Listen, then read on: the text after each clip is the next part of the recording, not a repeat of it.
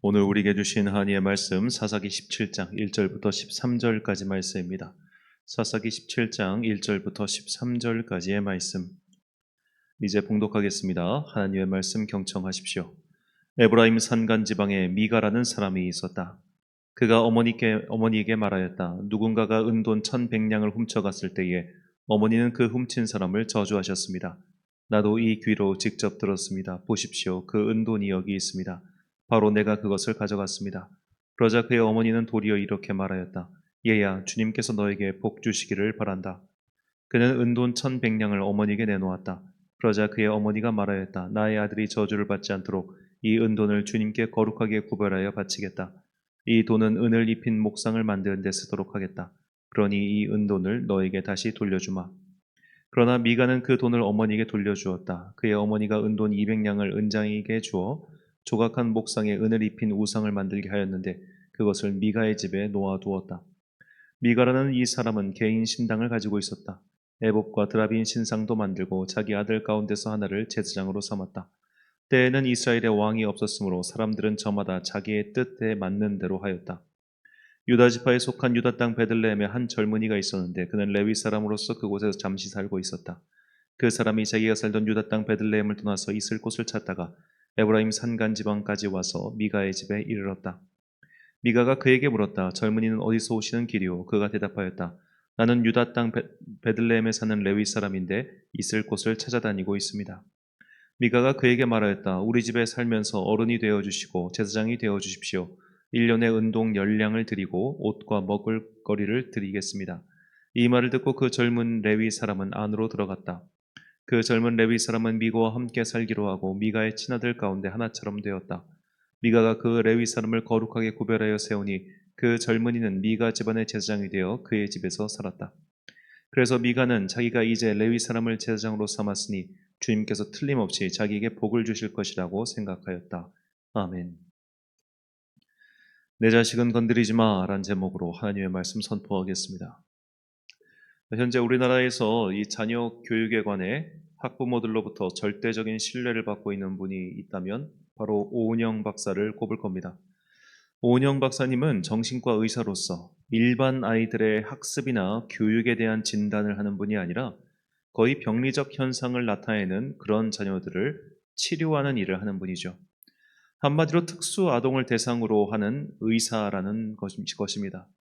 그런데 학부모들이 다소 오해를 하는 게 이 의사의 말을 마치 교육가의 말처럼 받아들이고 있다는 거죠. 자, 예를 들어 이 오은영 박사님은 이제 자기가 병리적 현상을 일으키는 아이들을 보면서 이런 아이들이 병리적 현상을 유발시킬 수 있는 원인 중 하나가 부모로부터 어떻게 보면 내가 떨어질 수 있겠구나. 부모로부터 내가 버림받을 수 있겠구나.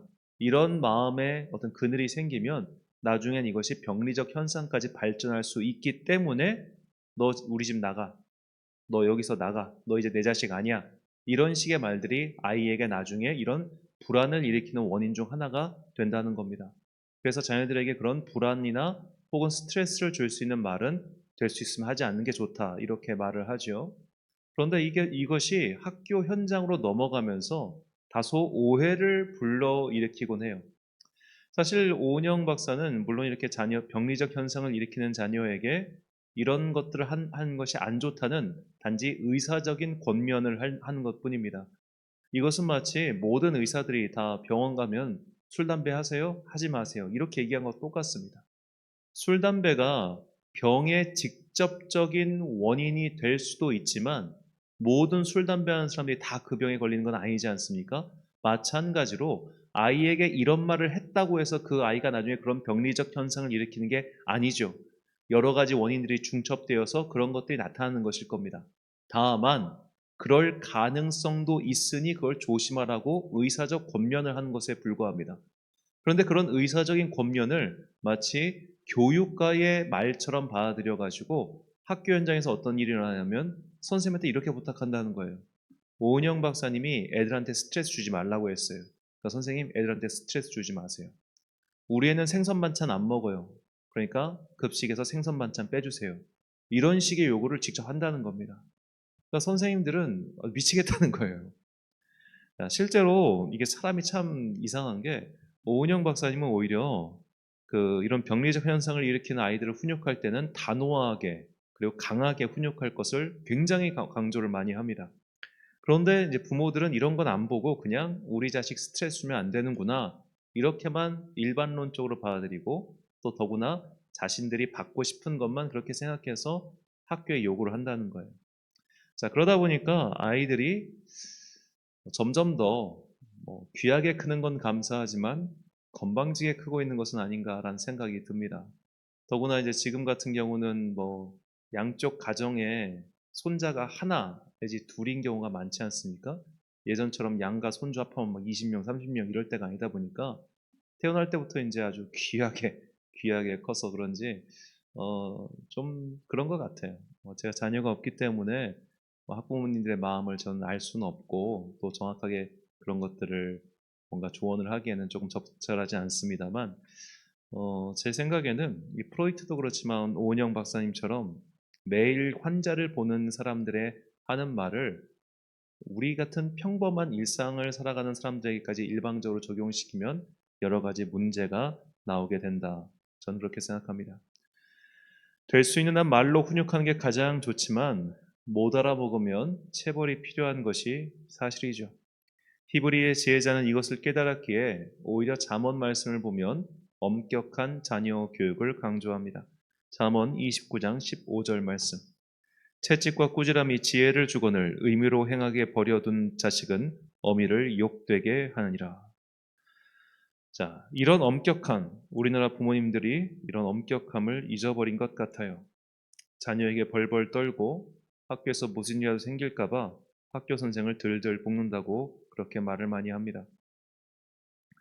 이렇게 자녀를 키우면 이 자녀가 나중에 어떻게 될지는 우리가 익히 아는 바겠죠. 오늘 본문은 잘못된 자녀 사랑이 어떤 결과를 맺게 되는지 그것을 보여주는 일화입니다. 미가라는 사람이 있었습니다. 그가 어머니의 돈을 훔쳤습니다. 어머니는 누가 내 돈을 가져가는지는 모르겠지만 하나님의 저주를 받아라 라고 말했습니다. 그러자 하나님의 저주가 임할까봐 두려웠던 미가는 훔쳤던 돈을 어머니께 돌려주죠. 그러자 어머니가 이렇게 대답하며 행동합니다. 본문 3절과 4절 말씀. 그의 어머니에게 이르되 어머니께서 은 1,100을 잃어버리셨으므로 저주하시고 내 귀에도 말씀하셨더니 보소서 그 은이 내게 있나이다. 내가 그것을 가졌나이다 하니 그의 어머니가 이르되 내 아들이 여호와께 복받기를 원하노라 하니라. 미가가 은 1,100을 그의 어머니에게 도로 주매 그의 어머니가 이르되 내가 내 아들을 위하여 한 신상을 새기며 한 신상을 부어 만들기 위해 내 손에서 이 은을 여호와께 거룩히 드리노라. 그러므로 이제 내가 이제 이 은을 내게 도로 주리라. 자, 이 어머니의 행동 참 문제가 많습니다. 우리가 기억해야 되는 게 이 미가가 철이 없어서 어머니의 돈을 훔친 게 아니에요. 미가는 이미 아들이 있는 사람입니다. 그러니까 지긋한 할머니의 돈을 나이가 중년이 된 아들이 훔친 겁니다. 혼내야죠. 정신이 바짝 들게끔 네가 미쳤냐, 제정신이냐 이렇게 혼내야 되는데 여호와께 복받기를 바란다고 그렇게 말합니다. 자, 그의 아들이 그의 어머니가 선포한 저주의 말에 쫄아서 돈을 돌려준 것과 그가 여호와께 복받을 행위를 한 것은 전혀 상관이 없습니다. 그녀의 아들은 정직했던 것도 아니며 복받을 행동을 한 것도 아니었습니다. 더구나 훔쳐간 돈의 액수도 상당하죠. 은 1,100냥입니다. 우리가 아까 이제 본문에 올 뒤에 보면 이 레위 청년을 자기 집의 제사장으로 고용하면서 내세운 연봉이 은 10냥입니다. 1년에 은 10냥. 그러니까 누군가에게는 100년치 연봉인 거예요. 100년치 연봉. 그 정도의 거액을 훔쳐갔으니 그의 어머니가 길게 날뛰는 거 당연하고 그의 자식이 쫄아서 돌려준 거 그래까지 쳐요. 혼나야죠. 그런데 홍군형을 내도 모자랄 판국에 여호와께 복을 간구한다? 이건 너무 이상한 행동입니다. 두 번째로 그 은으로 갖다 신상을 만들겠다고 합니다. 그리고 거룩하게 구별하여 드린다고 말합니다. 이게 얼마나 웃긴 이야기입니까? 지금 이 일화가 벌어지는 장소는 에브라임 산간 지방이라고 나오죠. 에브라임 지파 땅 안에 있는 게 실로입니다. 실로에는 성막이 있었죠. 그러니까 이 사람들이 정말로 그것을 여호와께 거룩하게 구별하여 드리고 싶었다면 정상적인 절차에 따라 그의 아들이 저지른 죄에 대하여 속죄 제물로 그 은을 드리면 되는 거예요. 그런데 이 은을 부어서 신상을 만들어 자기 집안의 신상을 세우고 이제 이렇게 했으니 여호와께서 우리에게 복을 주시겠다, 그런 착각을 하고 있는 게 그의 어머니와 그의 아들 미가의 행동이었다는 겁니다. 그러니까 사실 우리는 이 일화를 통해 미가라는 사람이 이제 내일까지 살펴보겠지만 이런 괴상한 행동을 하게 된 이유는 그의 어머니도 똑같이 괴상한 사람이라 그래요. 이상한 사람이 이상한 사람을 키운 것에 불과합니다. 그녀 자신부터 하나님을 믿는 것이 무엇인지 전혀 알지 못했고, 그러니 자기 자식을 위해서 신상을 만들고 자식을 위해 제사장을 세우는 그런 괴상한 행동을 용납하게 된 것이죠. 내 자녀가 스스로 잘 크기를 바라며 그냥 방관한다면 모를까, 잘 크기를 바라면서 잘못된 방법으로 훈육을 하면 상황을 더욱 악화시키게 될 것입니다. 제 3자적 입장에서 이 자녀를 키우는 부모님들께 말씀드리고 싶은 것은 첫 번째로 자신의 자녀를 너무 과대평가하지 말라는 것입니다. 학원을 찾아오는 부모님들이 가장 많이 하는 말이 우리 애가 머리는 좋은데 공부를 안 해요 란 말을 많이 한다고 합니다. 착각입니다. 저는 정말 머리가 좋은데 공부 안 하는 애를 본 적이 있습니다. 걔들은 시험 잘 봅니다. 머리가 좋은데 공부를 안 하는 애들은 시험 성적이 잘 나와요. 최상위가 안 나올 뿐이지 그냥 중간 이상은 항상 합니다. 머리가 좋으니까. 제 친구 중에 그런 애가 있었어요. 고등학교 때. 신기하더라고요. 아, 저게 머리 좋은 애구나. 머리가 좋은데 공부를 안 하는 게 아니라 그냥 머리도 안 좋고 공부도 안 하는 게으른 아이에 불과합니다. 그러니까 이런 자녀에 대한 과도한 기대는 망상과도 같죠. 문제는 문제로서 현실적으로 받아들이고 직면해야 되는데 자꾸만 그런 것을 보지 않으니까 자식에 대한 과도한 기대는 그대로 가지고 있고, 그런 과도한 기대를 버리지 않으니 주변에서 뭔가 조언을 하면은 바로 발끈하면서 받아치는 겁니다. 우리 애가 마음먹으면 다 할 수 있어. 내 자식이 마음먹으면 못할 게 없어. 물론 그런 자신감을 자녀에게 심어주는 것은 좋습니다만 내가 그런 자신감을 가지고 자녀를 교육하면 이상하게 된다는 거예요. 어느 청소년 사역자 목사님의 일화입니다. 그분의 둘째 아들이 아무리 봐도 공부머리가 없어가지고 그렇게 어느 날 이렇게 얘기했대요. 초등학교 5학년이었습니다. 아빠가 보니까 너는 공부해서는 도저히 안 될 것 같아.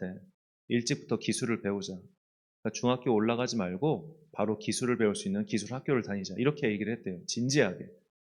그러니까 그 아이들이 충격을 먹었어요. 그래가지고 그때부터 공부를 열심히 했다고 하는데 이제 그때 그 목사님 말씀으론 그게 얼마나 가겠어요라고 하시더라고요. 그러니까 내 자식이지만 어떻게 보면 현실을 부모가 내 자식이지만 이건 안 되겠구나라고 하는 현실을 인식하고 그대로 그것을 가르쳐 줘야 됩니다. 근데 신기해요. 애들이 엄마 나 연예인 될래, 엄마 나 가수 될래, 엄마 나 뭐 하고 싶어 이렇게 이런 쪽으로 얘기를 하면은 대부분의 부모는 반대합니다. 왜냐? 너는 그럴 정도의 외모가 아니야 라는 거죠. 자식의 외모에 대해서는 그런 객관적인 평가를 하는데 왜 이상하게 자식의 학습에 대해서는 그런 객관적인 평가가 되지 않을까요? 공부를 시켜야 된다면은 엄하게 시켜야 됩니다. 걔는 머리가 좋은 게 아니라 그냥 게으른 거예요. 그런 것을 그냥 내버려 두고 주변에서 자꾸만 훈육하는 것을에 대해서 발끈하면은 결국 애는 애대로, 부모는 부모대로 계속 피곤해질 뿐이죠. 신앙생활도 똑같습니다. 저는 정말 많은 아이들을 만났는데 부모님들 중에 자기 자식의 문제에 대해서는 생각하지도 않고 사역자 탓만 하는 분들이 있었습니다.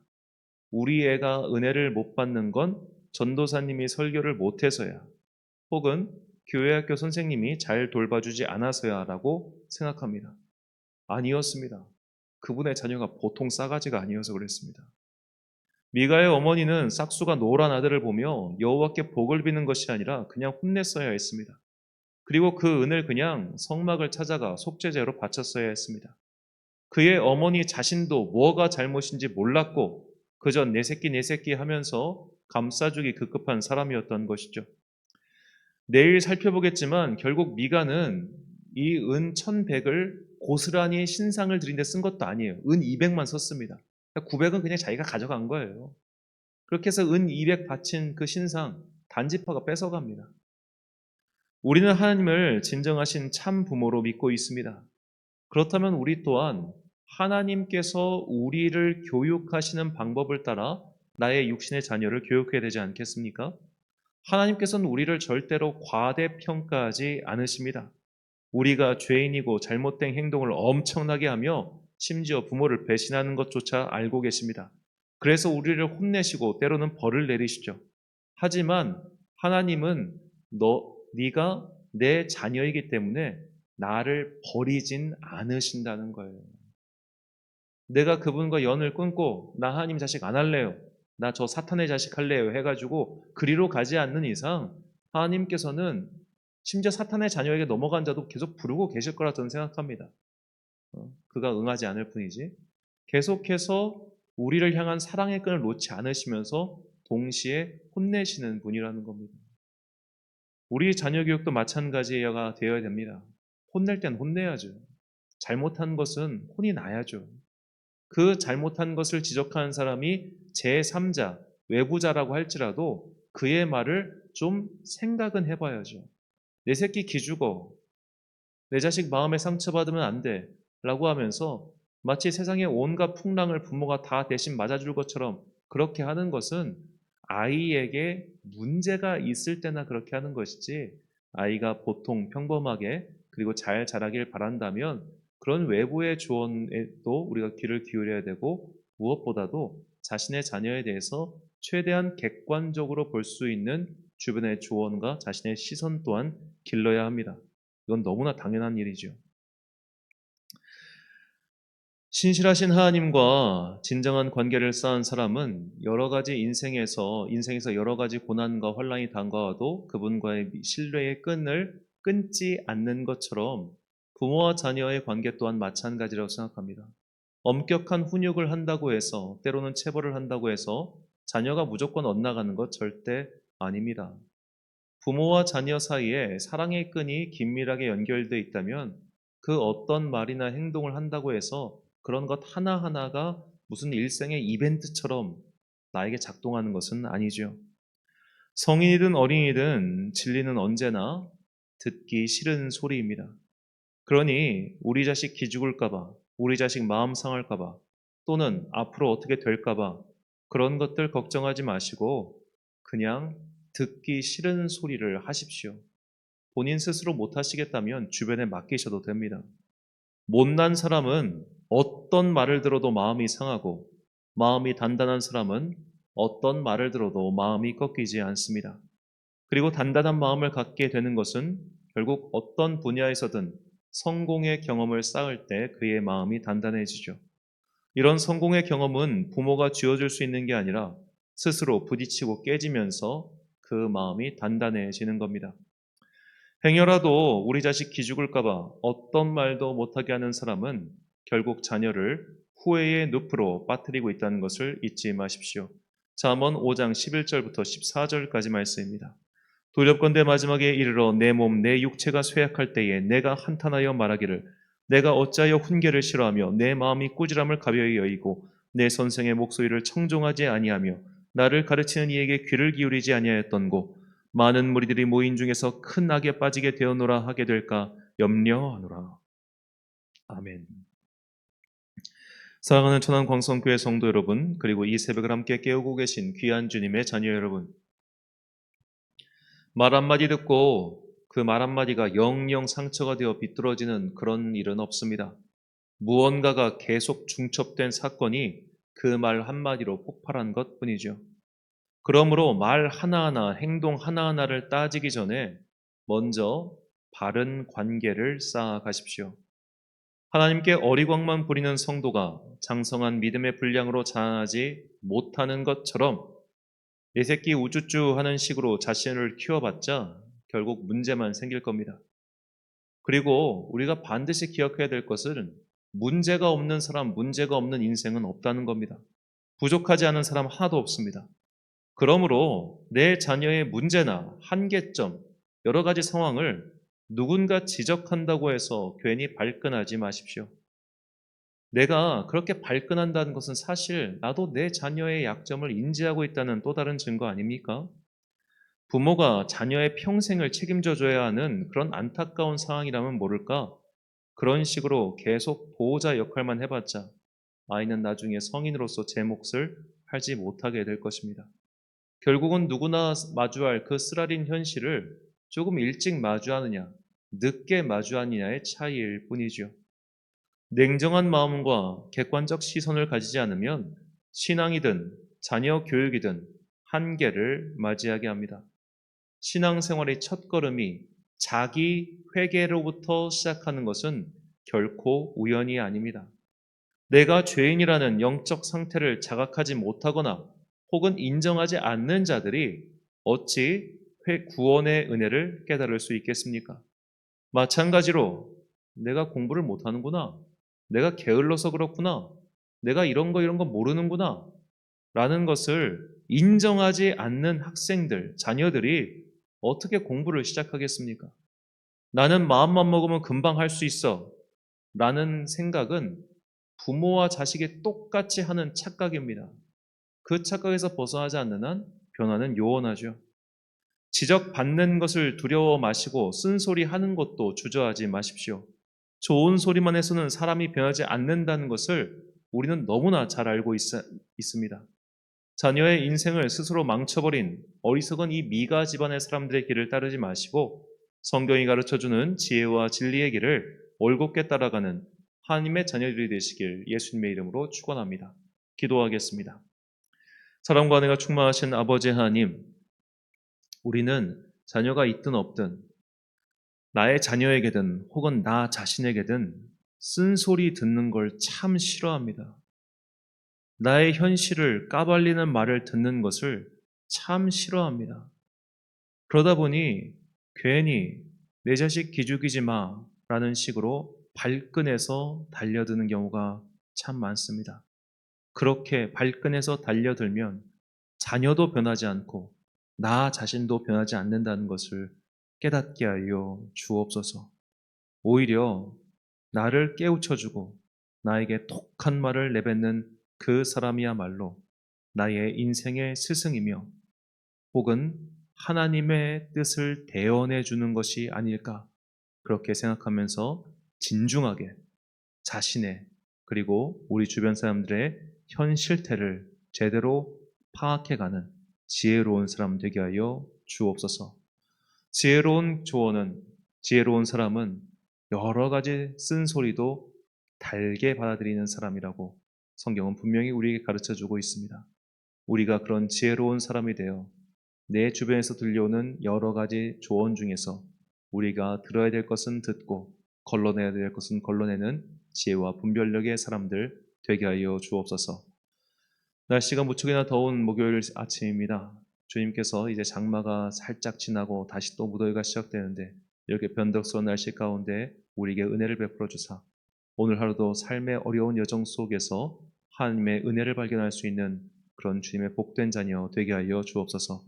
오늘 하루도 참 좋으신 우리 주님의 은총과 평강이 모든 성도들과 함께 하시길 간절히 소망하오며 이 모든 말씀 우리 구주 예수 그리스도의 이름으로 기도드립니다. 아멘. 오늘의 기도 제목입니다. 나의 객관적인 상황과 인생의 문제는 무엇인지 묵상하며 돌아보십시오. 자신을 돌아보는 것은 언제나 씁쓸하고 괴롭다는 것을 받아들이시고 하나님께 나를 변화시킬 수 있는 마음의 힘과 용기를 달라고 간구하십시오. 오늘 주신 기도의 제목 가지고 기도와 묵상에 힘쓰는 하루 되시길 바랍니다. 기도하겠습니다.